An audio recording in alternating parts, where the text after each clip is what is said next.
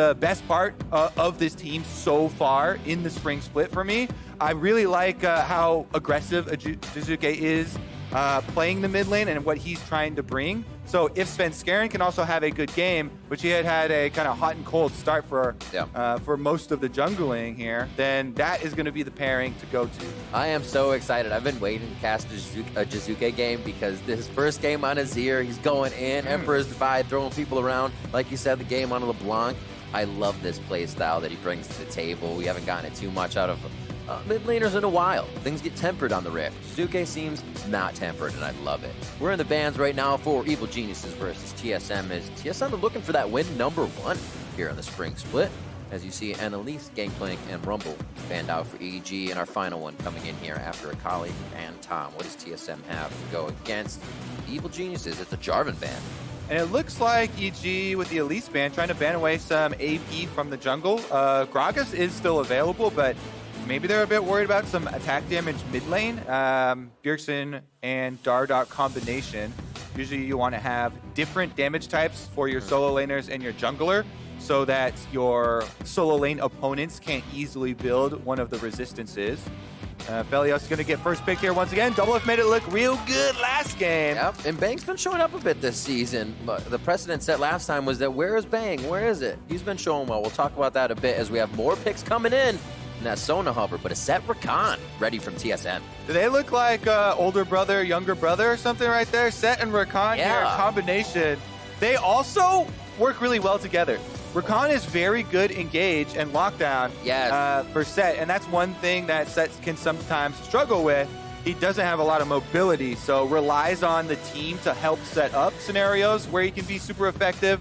You sometimes can get really good ultimates, but it can be harder to get the stun off later in the game. As a support main, I always think I want Rakan so I can charm Set. So having them on the same team is a really nice pickup for TSM. As you were saying, the engage is going to be fantastic. Thresh on the other side looks like we'll get a flavor from both teams in a way, relatively speaking. Aatrox being locked in there for Jizuke. That could be Kumo's towards the top side, and we're expecting that as TSM rounds out their final first and 3. Yeah, this is double reasons here. Aatrox is one of Kumo's most comfortable champions. Plus, Aatrox can, with the range of Q, keep Set at a decent range. Infernal Chain is also very effective against Set because Set has a harder time of getting out of the range of that box than most other champions. And TSM are going full anime here. Get the Xayah as well for the combination. Set, Xayah, and Rakan. One clean-looking squad so far, Riv. But it is also going to bring that burst that you're looking for from the bottom lane. Xayah Rakan is still a very strong duo, even though everybody's got googly eyes over the Senna Aphelios. New champions coming out, taking over. Xayah Rakan still have that extremely strong synergy that must be respected. I would say that Thresh is a difficult matchup for Rakan, no matter what the AD carry is, though, because Thresh's Flay can interrupt both of Rakan's dashes, so you have to be very careful and keep your eyes on the Rakan player in that matchup, going in for your trades at the right time and not spamming your dash back, because if Thresh gets that interrupt on your dash, you are in big trouble. Yeah, it does not feel too good. Everything you're about to do has been turned into chaos. There's not much your AD can do to save you when you're stuck in a pit of Aphelios and Thresh. That's even worse when you know Aphelios is going to be dealing that damage out of the Flay. 4 seconds.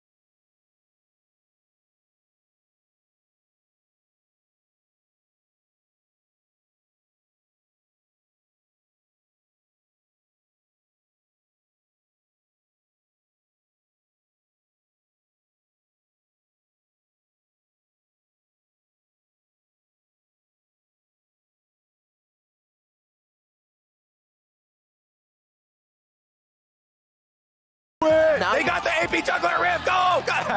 Bjergsen's last pick, man. 2 seconds. Broken Blade smiling. No! Why you gotta do it to us?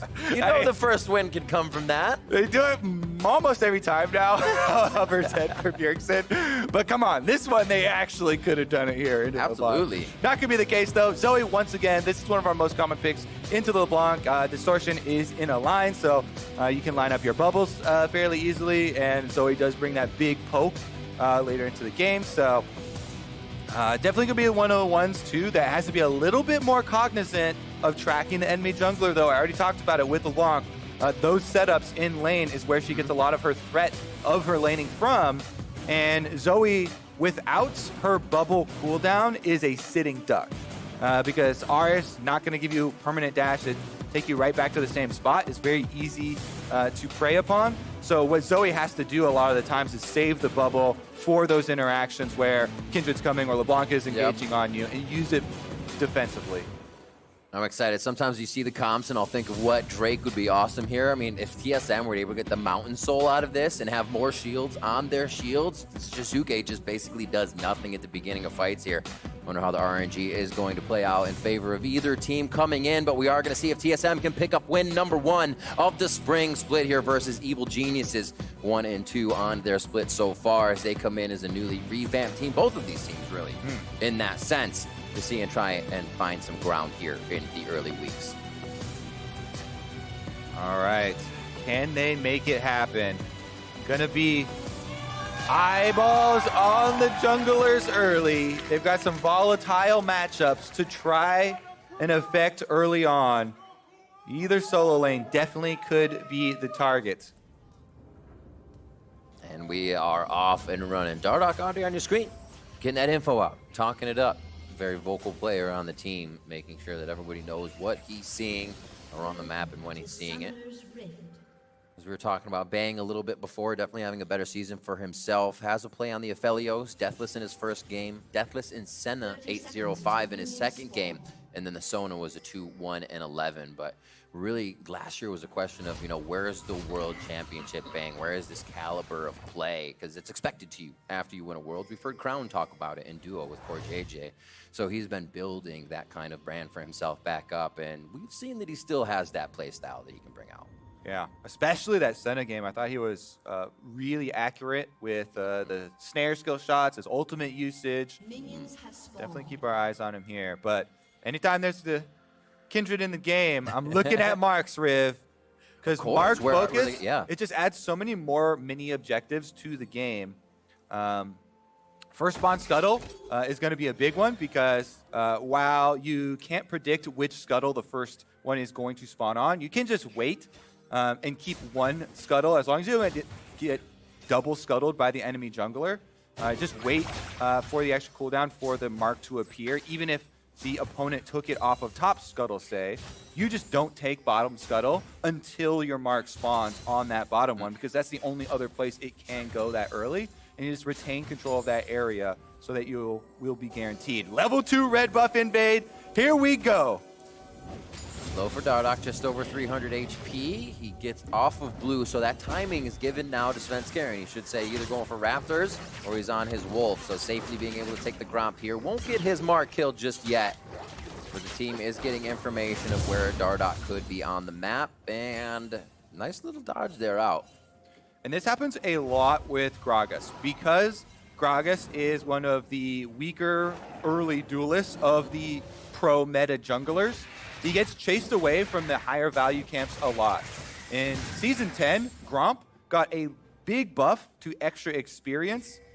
So Wolf Camp is worth a lot less than it. So is Raptor Camp. But Gragas, because you start Talisman, it feels very good at going for the AoE camps.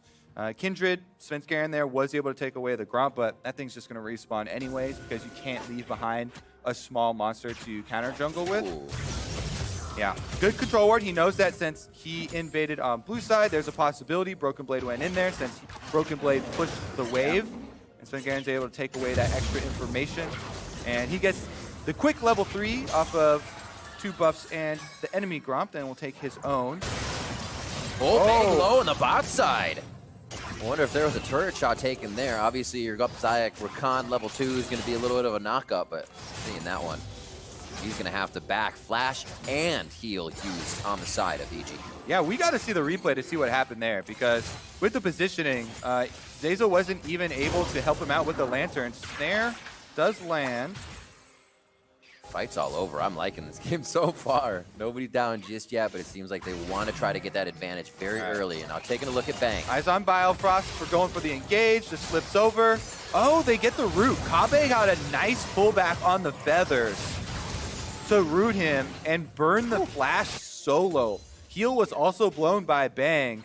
As we were talking about the Thresh there, Zeyzal was right next to him. Lantern wasn't, gave him steal, but wasn't able to give him the mobility. So that's double summoners earned by Kabe Biofrost. Talked a little bit about Kabe as well, coming over to the NA scene. He's kind of known as Mr. Consistent in Europe. I was asking Betty kind of why that was, what he did. And it was really the factor that he would never be the reason you won or lost, and he could keep consistent play throughout CSing, throughout the mid and late game. Hopefully seeing him step up a bit here as they are able to get Bang's flash and heal out. Maybe they can get a first kill, first blood on that bot lane. Dardoch looking for it. Broken Blade Dardoch. They want that top jungle. Kumo's got his Qs used, so now he's going to get the final one to knock up the rest of that damage from Broken Blade. He's forced to flash out. That's heated up 3 times, heated up 4 times for the turret now. Ampere ramping up in damage. A nice lockdown. Ignite onto Biofrost. He should live out of that one. Kabe is also going to stay alive. He's near the turret. Yeah, he's going to live out of that one. You got to know the Ignite tick. Attempt 2! Broken Blade goes back in. Oh, it's going to be the Haymaker. It keeps him alive with Triumph, too. Man.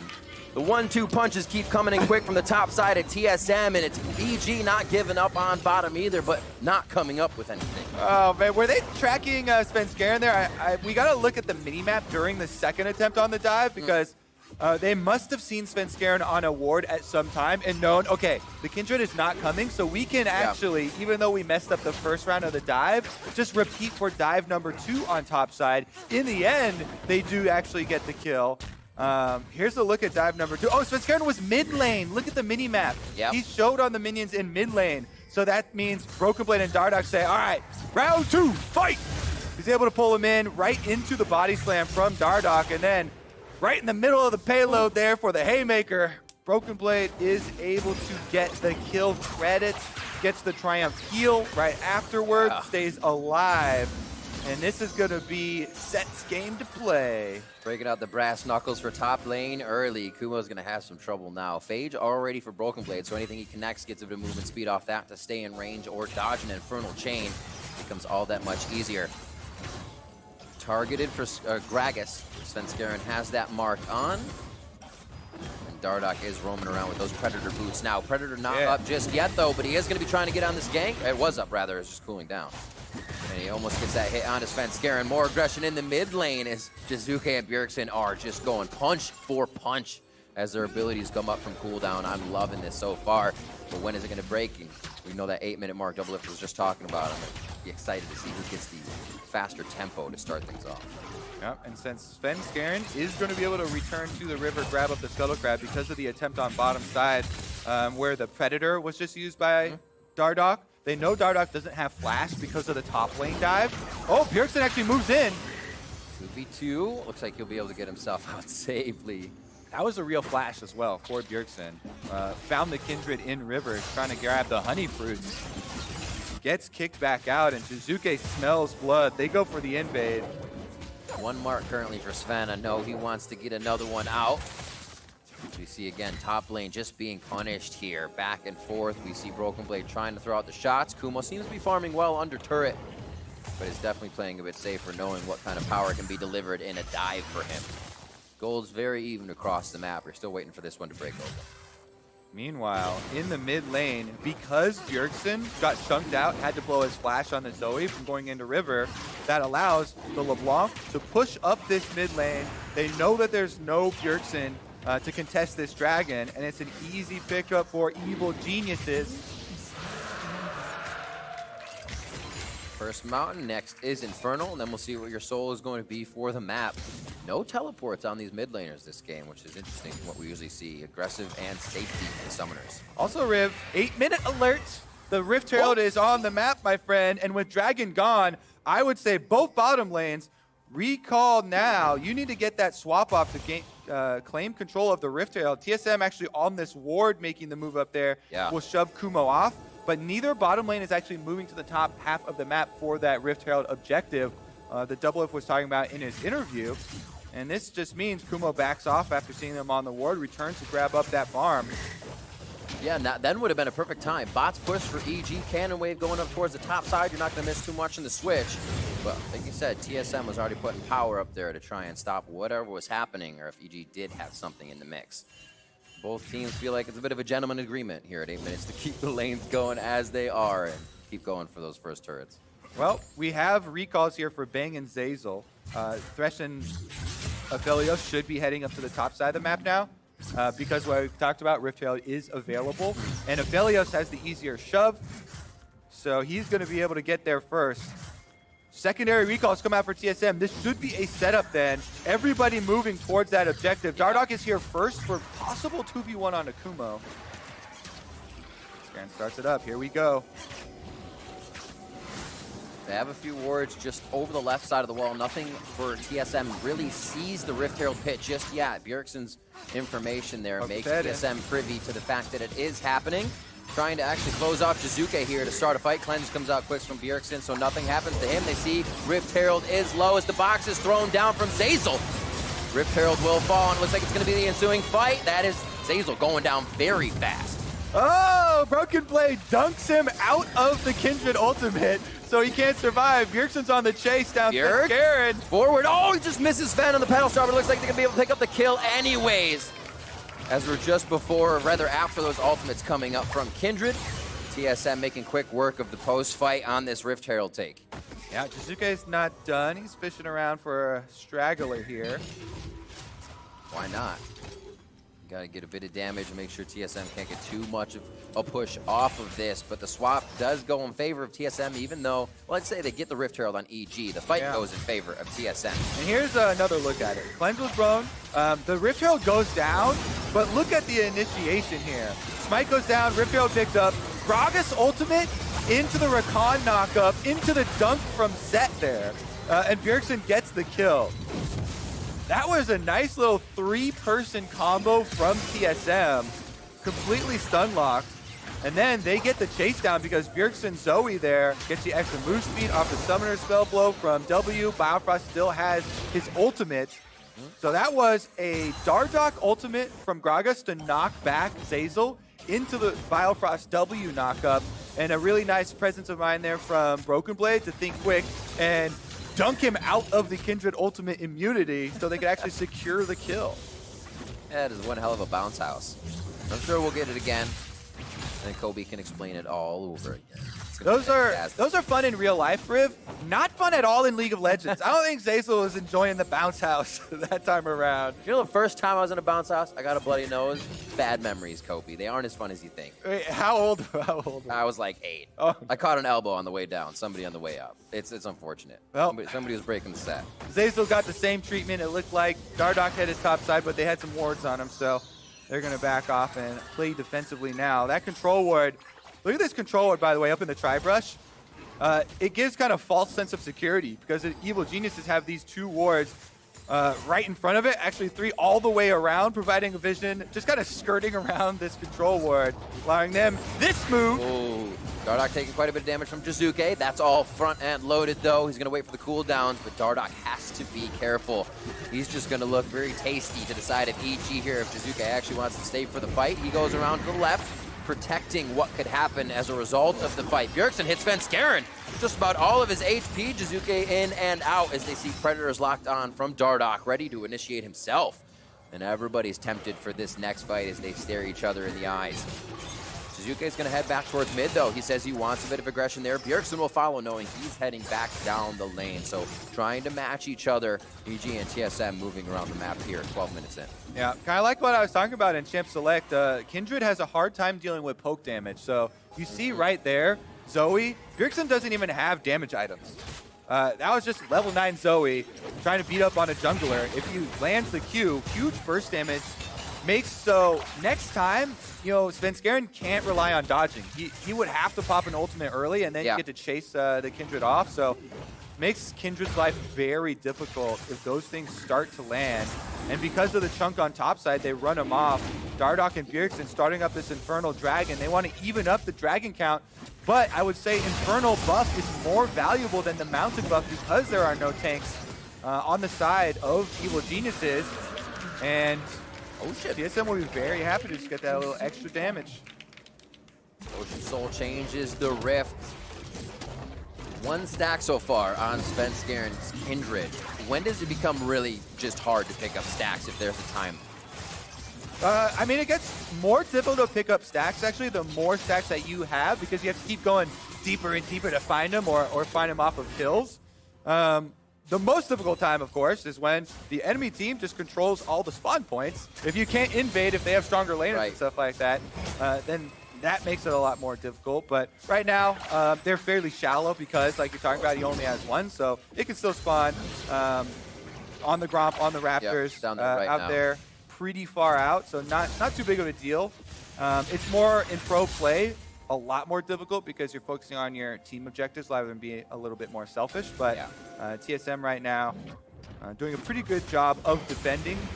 Broken Blade actually goes over to the Gromp to take that one away, so Svenskern won't be able to grab it. Respawn should be coming pretty soon, and Dardoch hovers top again. This tower is very low, but they still want to make a play to try and get one back. Svenskern has to run out, and an easy lantern. TSM deathless as they start to push this advantage towards the top side of the map. Keeping eyes on Jizuke so he can't get any assassination attempts down on anyone or half of their HP bar. Dardoch gets hooked in there and he goes down. Very close to being dead, has to use the stopwatch. It's going to be a charm in. Svenskern's going to have the damage though as he comes out of his ultimate. Lamb's Spite's going to keep him alive for now. There goes the heal. And here comes the Felios. Crescendum turret is down. They're going to start dealing out with Severum now. And they have to watch out on the side of TSM. Jizuke able to pick up a kill there on Bjergsen. Broken Blade in the eyes of Kumo as he's chasing with that World Ender speed, forcing the flash on set. And a lot of summoners down there for the side of TSM as they are routed out of the fight near Baron Pit. Yeah, that was a big hook from Zeyzal to start the entire row of dominoes falling over there. And then after that initial burst damage, where Zeyzal is able to get the hook, he plays him, he gets the ignite off, it's a big chunk onto Dardoch. Svenskern is not letting that one get away. He flashes over with the Kindred. That's my mark. Yep, chases him down, he gets another mark, and is able to walk back into his own Kindred ultimate for the extra heal, and then narrowly avoid the bubble from Bjergsen you saw fly over the wall afterwards. Because they get the jungler kill, means they get to start up the Rift Herald, and Evil Geniuses look to gain another Rift Herald take. Has to feel good with that control over the objective on the top side of the map. It means plates.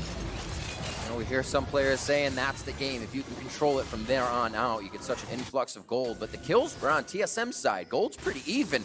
EG has to keep doing things like this, though. The hook from Zeyzal. Oh, great control word in that brush. Gives him the vision. He's able to get the hook into the play with the ignite. Svenskern's not letting him get away.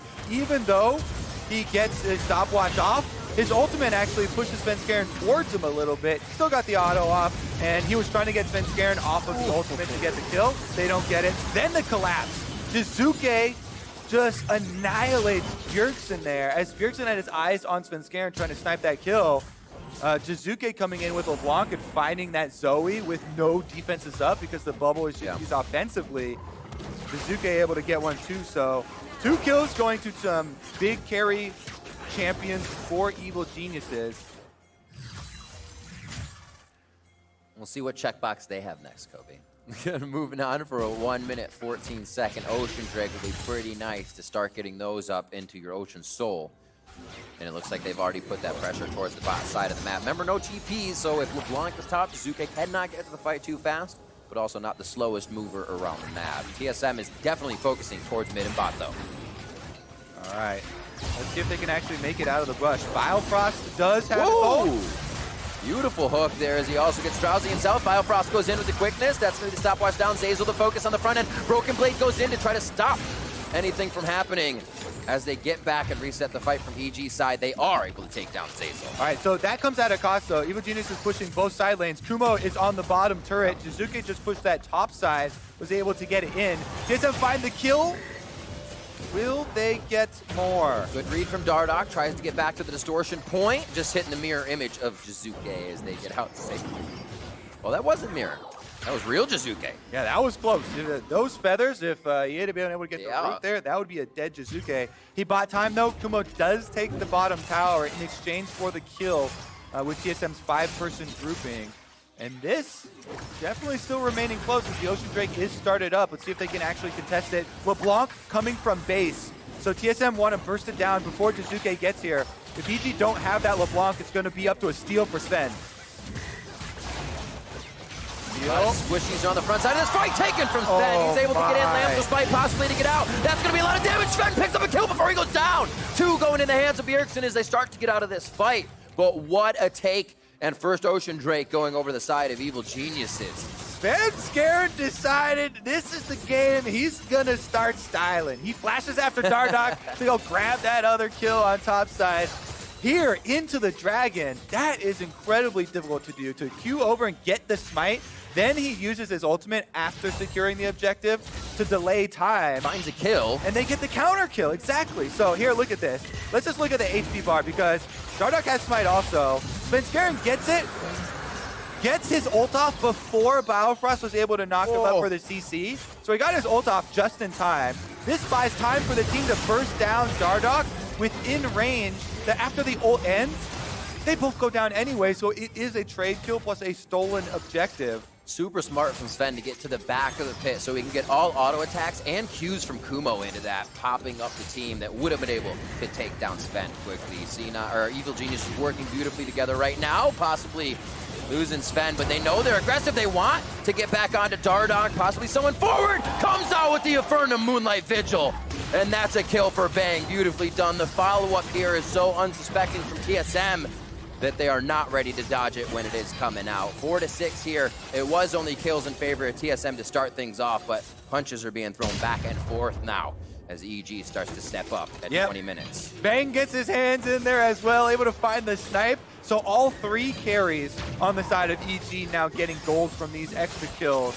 And with that last outer tower going down, plus the second inner, it creates this really big vacuum for TSM where their only defenses are so close to base that the neutral objectives become very difficult for them to actually contest. The Dragon as well as the Baron Pit become very hard for them to get their vision in place, and EG should be able to set up a lot of pockets of vision for Jizuke on this LeBlanc to actually find those picks, because that's what you're scared of. The big burst damage that can come down from LeBlanc, and then, of course, Bang already getting a couple snipes in there. Should be able to finish something off. And Ocean kind of works both ways. It's fun because you can ward a giant brush that covers an area where usually you might need to use 2, but it's also nice hiding spots for Jizuke. Exactly. There are more brush for the LeBlanc to be hiding in. It's going to be scary stuff once he gets himself into that position. Already floating around, obviously cleaning up the top wave and finding anyone who will be a straggler towards that red side TSM jungle. As the ADs bowed it out in mid here. And like we keep saying, Dardoch is going to be the target for Jizuke. He burned the stopwatch last time, so he has no survivability. It is just a level 10 Gragas, and even if there's an Ocean Drake that heals people up and they're at full life, this LeBlanc will 100% to 0 a Gragas if he walks anywhere close to one of those brush, and Jizuke can get that full combo off. Meanwhile, EG should return to the same strategy. Because they want to play the whole map and those 2 neutral objectives we talked about, it is imperative that they get the side waves in their favor. It's twofold as we get Kumo Chase out here. Get a little antsy, but he's able to walk his way out, jump over the wall. It's imperative that you get the extra vision that pushing up minion waves brings you, in addition to posing this problem to TSM, where if they come contest these neutral objectives that you're setting up around, they do lose out on minion golden experience, in addition to having a lot of extra vision control for yourselves. It's going to mean that EG are the ones to start out and determine the course of the mid game. We just saw that little push as you were talking about in the bot, TSM saying we are actually completely dark in our jungle. We need wards. The buddy system has been employed, and they placed a few on the bot, but they've lost their wards now on the top for main objective. There's Jizuke trying to find Bjergsen, gets the chain. Drowsy back. Good to go. And that's the defensive bubble that I'm talking about for this matchup. That's why Zoe often has to save that cooldown if the LeBlanc is around, so you can use it for defensive purposes. EG, they start up the Baron. They're trying to draw TSM over. Svenskeren staying closer. Bang, not being that first one. You lose damage against Baron if you are the one tanking it. So they want to make sure Crescendum is just dishing up max. 18 seconds on the Ocean. Not going to be any souls, so not gaining that much priority. Jizuki towards this top, and now they might have an inkling that main objective is being done in Baron. It's going to go down. It looks like that 4-second back may be halted as Jizuke wanted a quick fight, but EG will now reset. Beautifully done on the map, being able to take the 3-person Baron. And a really good highlight by our observers to toggle the vision there. You can see the map from TSM's perspective. It's all dark, and like you mentioned, this LeBlanc could be in any of the brush. She could be in any of this fog of war that covers the entire objective. And TSM too scared to go move in and contest the Baron. They take the consolation prize of the Dragon, and they're going to try and defend Baron #1, which, to be fair, it's very dangerous, and going into face check that, you probably lose the fight.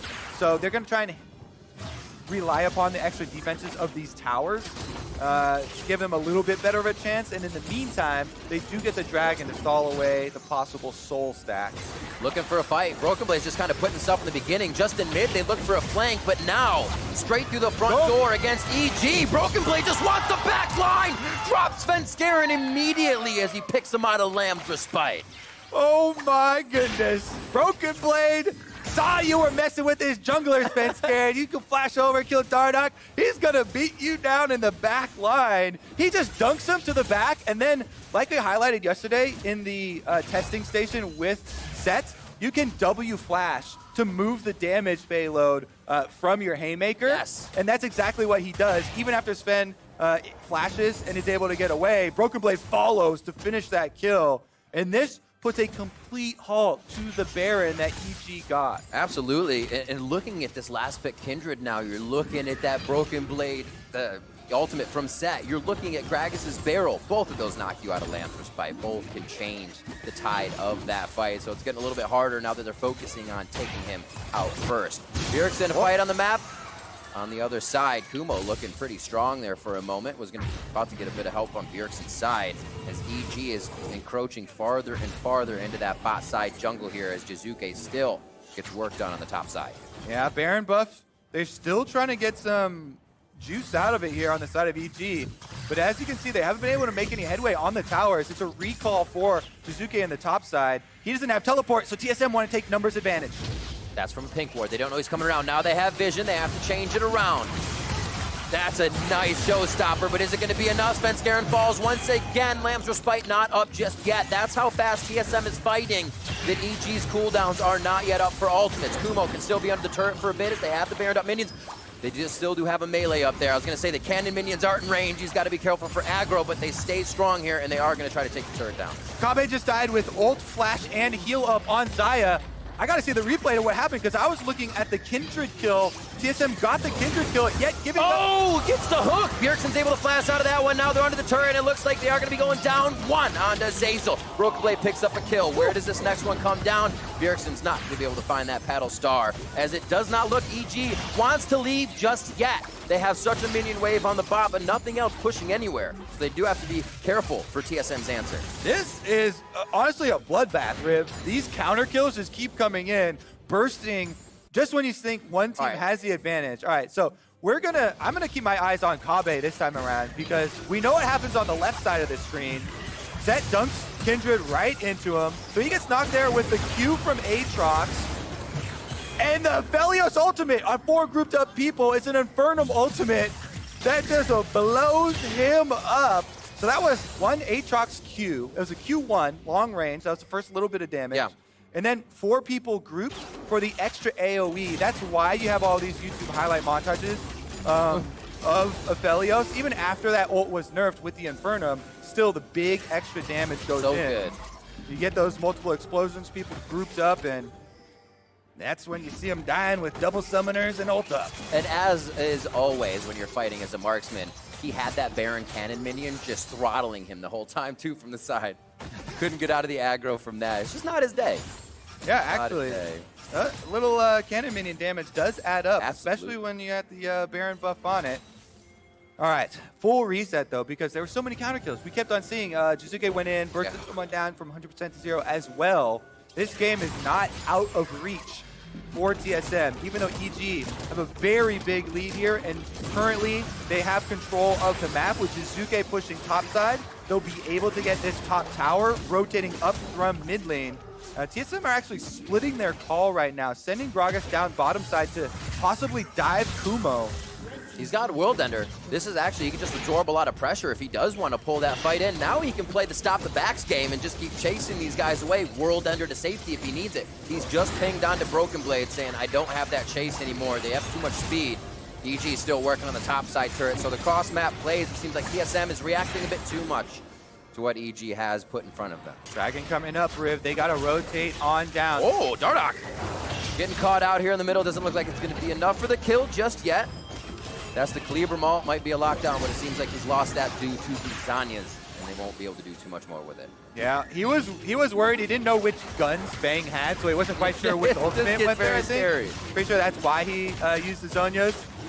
The cooldown on it is fairly low, so it's not too big of a deal, especially, more Gragas players. But in the end, objective picked up for EG, all going according to plan here. We'll see if that Zonyas does come back up for Dardoch before the next team fight.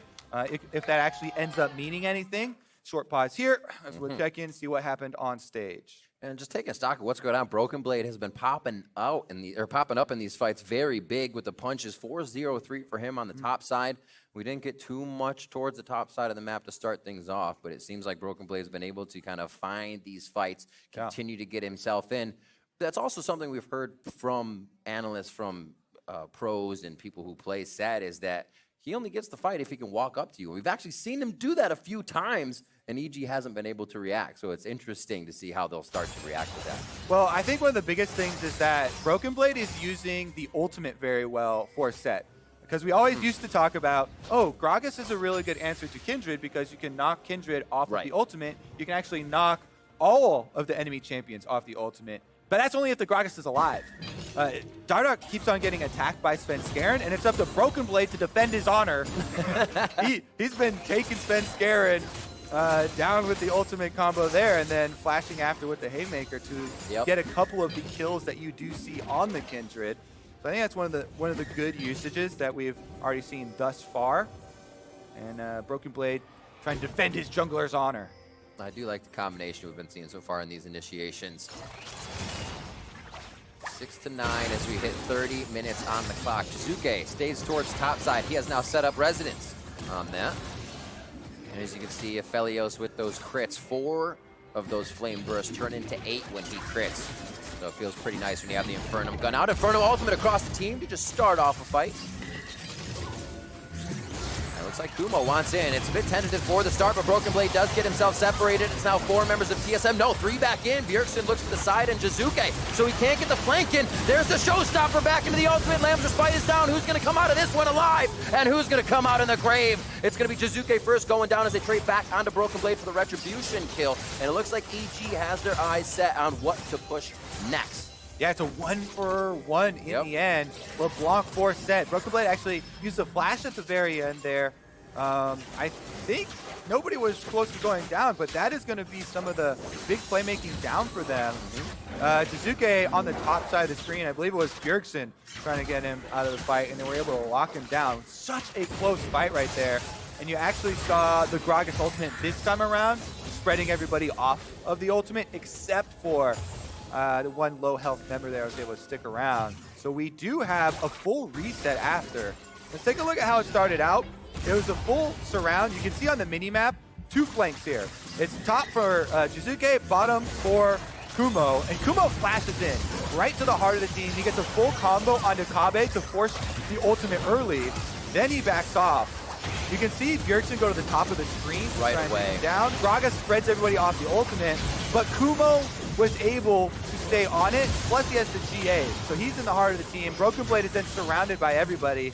Yeah, I do think on second look, it's definitely a wasted flash at the end there for Broken Blade. But because they got the counter kill onto Jizuke, the level 16 LeBlanc, it means it's a draw. Yeah, very big saves for that fight. But from the right side, Biofrost goes in on entirety of EG as the follow-up there from TSM. And they are going to lose Biofrost first, but where's the trade? Where's the damage? It's coming in from Kabe. Resurrecting up. Will they be able to get Kumo back into the fight with enough damage? It looks like Beers can take him down. Battlestar coming in.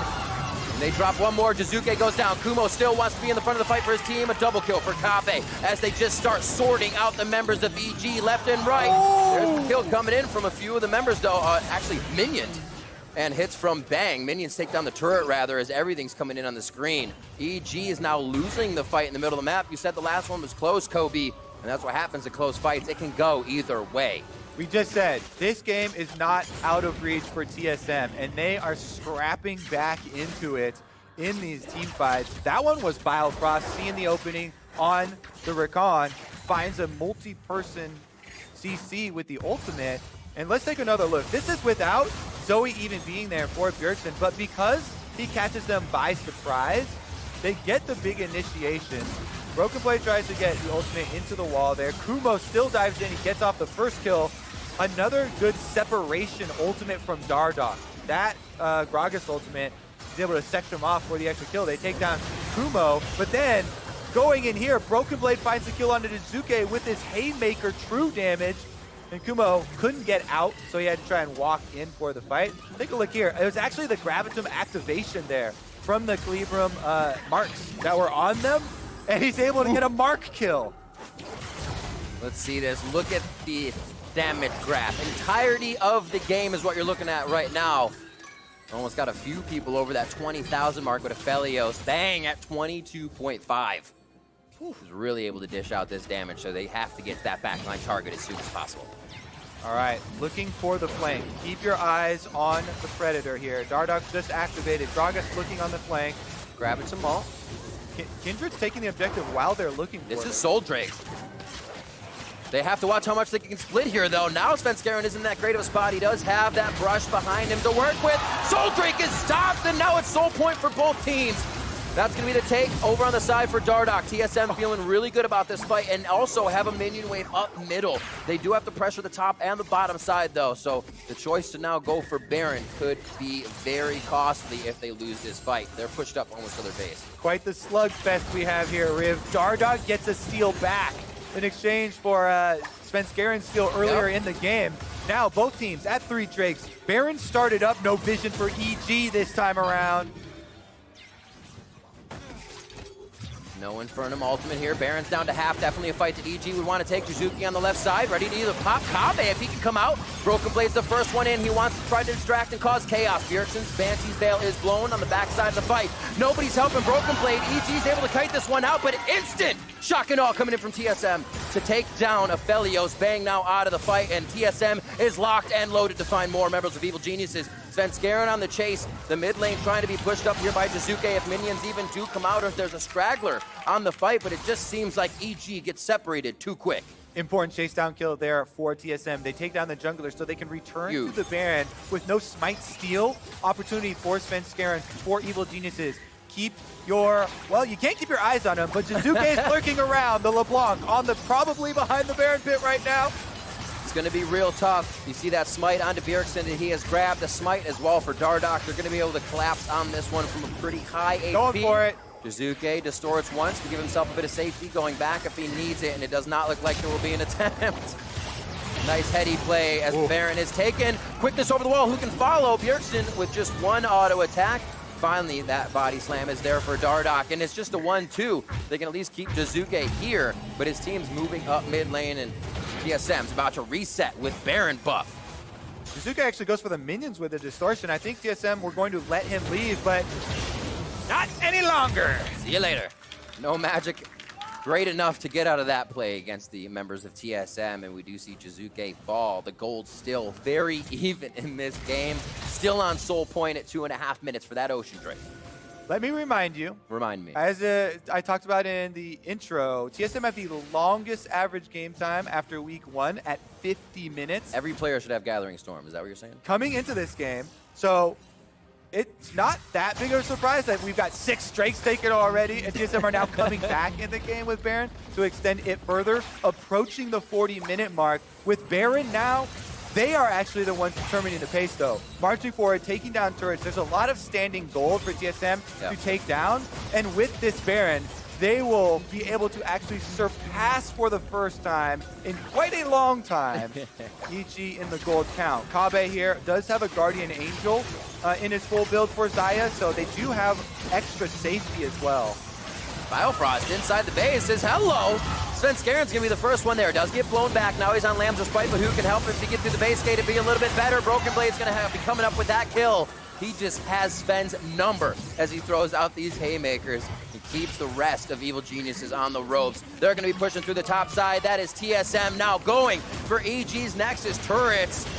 And to say that TSM's backs were against the wall, and this one would be correct. They have pushed back very hard against Evil Geniuses and are finding a way to the victory, finding a way to their first win of this 2020 Spring Split. The Nexus turrets in their eyes with the last few members of Evil Geniuses, and the Masterminds have been thwarted once again on the Rift. The Nexus turret goes down, the TSM chance abound, and the Nexus will fall in favor of TSM as they pick up their first win of the split.